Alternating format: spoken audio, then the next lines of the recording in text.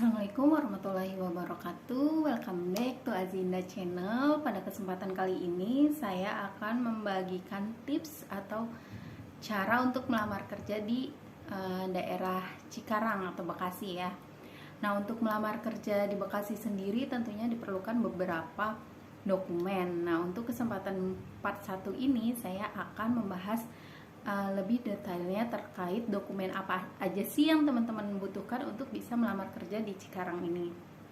Tentunya seperti yang teman-teman tahu ya, siapa sih yang nggak mau kerja di Cikarang dengan UMR yang cukup terbilang tinggi, yang sekitar di atas 4 jutaan lah. Apalagi di Cikarang ini kan ada berbagai macam perusahaan, contohnya seperti perusahaan otomotif, perusahaan elektronik, perusahaan makanan.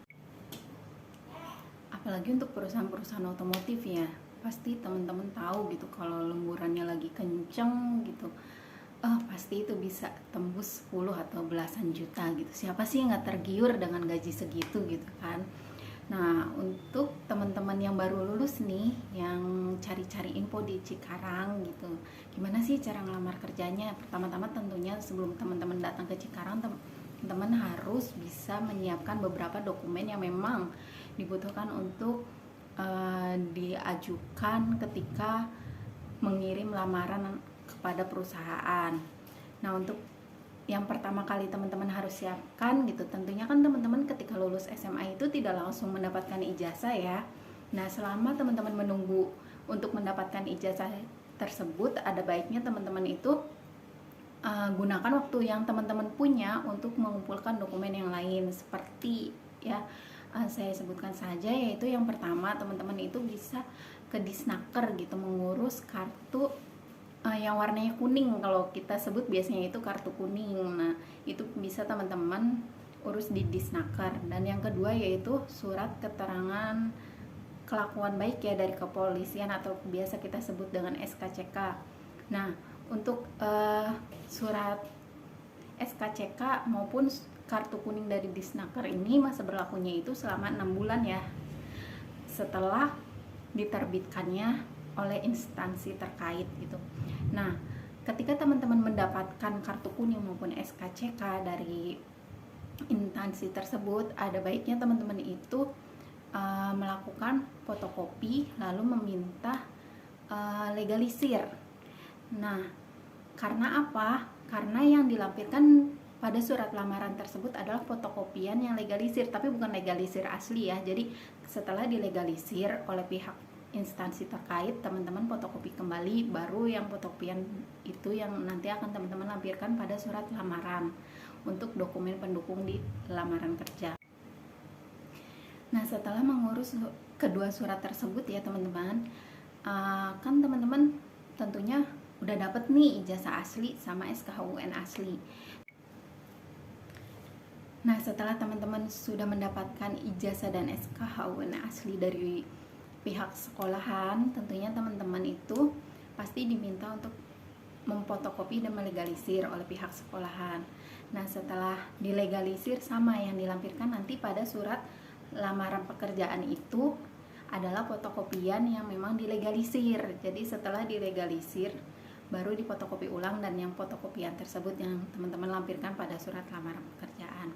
Nah, untuk apa saja sih yang dilampirkan gitu pada surat lamaran pekerjaan itu? Yang pertama tentunya lamaran pekerjaannya sendiri, dan kedua yaitu daftar riwayat hidup atau seperti bisa kita sebut dengan biodata. Biodata itu yang berisikan nama, alamat, nomor telepon, alamat email, lalu riwayat pendidikan, terus riwayat seperti teman-teman misalkan habis ikut olimpiade atau kegiatan-kegiatan yang memang mendukung teman-teman itu aktif dan bisa dapat nilai plus gitu dari pihak perusahaan.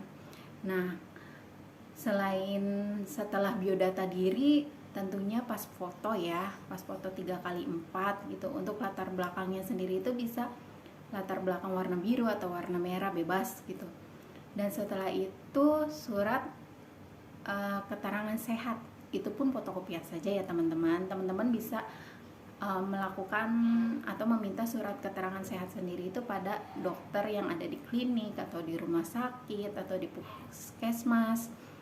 Lalu setelah itu fotokopi KTP tentunya, fotokopi ijazah dan SKHUN yang sudah dilegalisir yang sebelumnya sudah saya jelaskan, dan juga fotokopi SKCK atau surat kelakuan baik dari kepolisian yang legalisir, dan juga fotokopi kartu kuning. Kalau memang teman-teman udah punya NPWP, teman-teman juga bisa fotokopi NPWP. Tapi kalaupun belum punya juga tidak apa-apa. Biasanya NPWP itu bisa dibuat, apalagi sekarang semuanya udah serba online ya, NPWP bisa dibuat secara online gitu.